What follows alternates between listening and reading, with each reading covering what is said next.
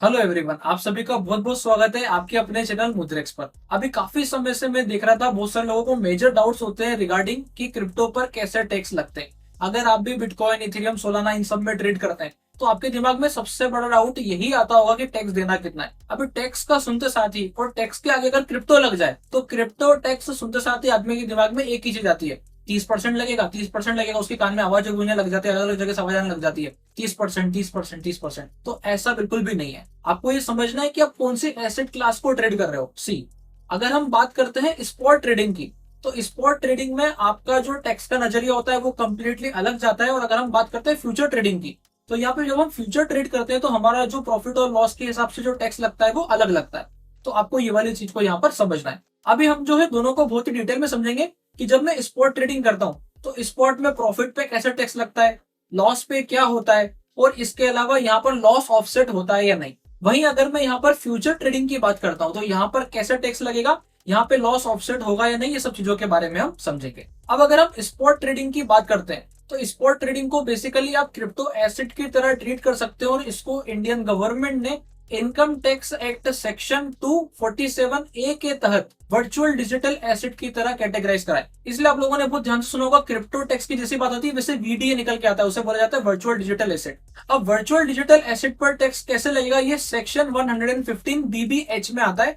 तो इस वाले सेक्शन के अकॉर्डिंग आपको इतना सा समझना है बस कि आपने जो भी प्रॉफिट कमाया है उसके ऊपर सीधा सीधा आपको 30% का टैक्स लगेगा।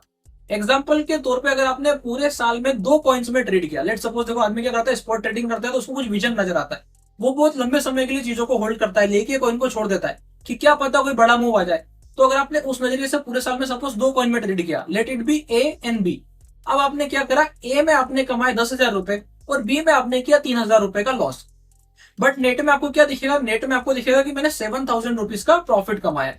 बट असली में ऐसा है कि आपका जो 3,000 रुपीज का लॉस है और जो 10,000 रुपीज का प्रॉफिट है ये आपस में ऑफसेट नहीं होते। लॉस लॉस रह जाता है, बट जो आपने प्रॉफिट कमाया है उस प्रॉफिट के ऊपर आपको 30% पे करना पड़ता है। This is point number 1।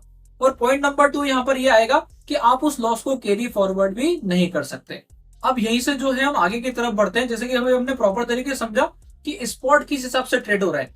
अब हम समझने चलते हैं कि फ्यूचर्स किस हिसाब से ट्रेड हो रहे हैं। अभी लोगों को फिर से सुनाई में आने लगा होगा कि 30%, 30%, तो ऐसा नहीं है। अब आप जैसे ही फ्यूचर ट्रेडिंग करने को आते हो तो ऑल ऑफ अ सडन 30% गायब हो जाता है। अब यहाँ पे 30% नहीं लगता है, क्योंकि यहाँ पे चीज आ जाती है कि आपकी स्पेक्युलेटिव इनकम की तरह। जी हाँ, आपने एकदम सही सुना है। जब आपने कभी सुना होगा ध्यान से, तो आप इक्विटी के अंदर में जैसे आप इंट्राडे ट्रेडिंग करते हैं तो वहां पे जाकर के जब आप इंट्राडे ट्रेडिंग करते हैं तो वहां पे जो आपकी इनकम आती है वो आपकी स्पेक्युलेटिव बिजनेस इनकम में आती है।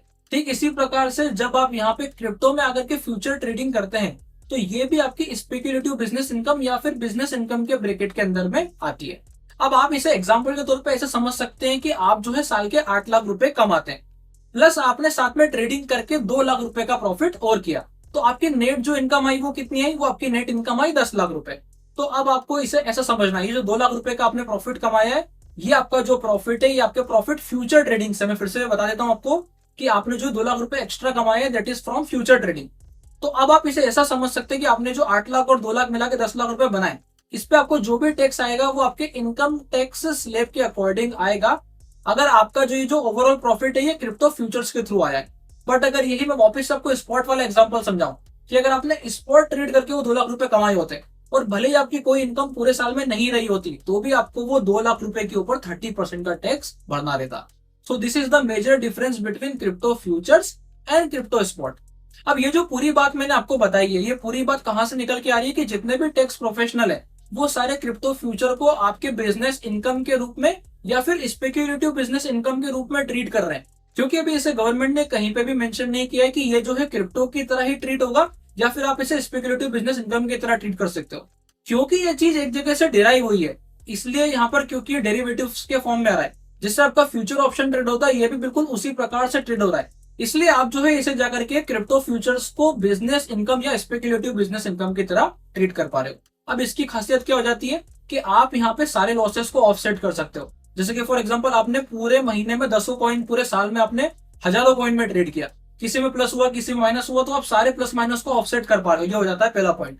और दूसरा, यहाँ पर आप लॉसेस को भी कैरी फॉरवर्ड कर सकते हो अप टिल नेक्स्ट 4 ईयर्स। अगर अपन इसे स्पेकुलेटिव बिजनेस इनकम के थ्रू ले जाते हैं तो इसमें आपको विशेष ध्यान क्या रखना है कि आपको इनकम टैक्स फाइल करते समय एक बार अपने सीए से इसके विषय में पूछ लेना है, तो वो आपको इसके ऊपर और भी डिटेल में बता देंगे। अपने को जो हर जगह से 30% सुनाई दे रहा था कि हर जगह से आवाज आ रही थी 30%, 30%, 30%, अब वो आवाज आना बंद हो गई होगी। बेसिकली यहाँ पर अपना जो मेन मोटिव था वो क्या था, सिंपल सीधा क्लासिफिकेशन दे देना कि इधर लगता है भाई 30%, और जैसे ही आप फ्यूचर्स पे चले जाते हो तो अब सिचुएशन बदल जाती है, लॉसेस ऑफसेट भी होते हैं, लॉसेस कैरी फॉरवर्ड भी होते हैं, और आप जो है यहाँ पर टैक्स को मैनेज आउट भी कर सकते हो with your income tax slab, कि आप जिस इनकम टैक्स ब्रैकेट में जाओगे उसके हिसाब से आपको यहाँ पर टैक्स लगेगा। तो मेरा मानना है कि आप लोगों को जो मेन समस्या आ रही होगी अब उसका समाधान हो चुका होगा। अगर आप भविष्य में भी इसी प्रकार की और वीडियोस देखना चाहते हैं, या आप क्रिप्टो की ट्रेडिंग को, आप टेक्निकल एनालिसिस को प्रॉपर तरीके से समझना चाहते हैं, तो आप इस वाले चैनल पे फुल लेंथ वीडियो को विजिट कर सकते हैं, जहां पे आपको और भी सिस्टमेटिकली कैसे स्विंग ट्रेडिंग करना है इसके ऊपर जो है आपको डिटेल में वीडियो मिल जाएगी, तो आप जाके उसको भी चेकआउट कर सकते हैं। एंड तब तक के लिए बहुत बहुत धन्यवाद। Crypto products and NFTs are unregulated and can be highly risky. There may be no regulatory recourse for any loss from such transactions. For any queries, contact us at help@mutrex.com.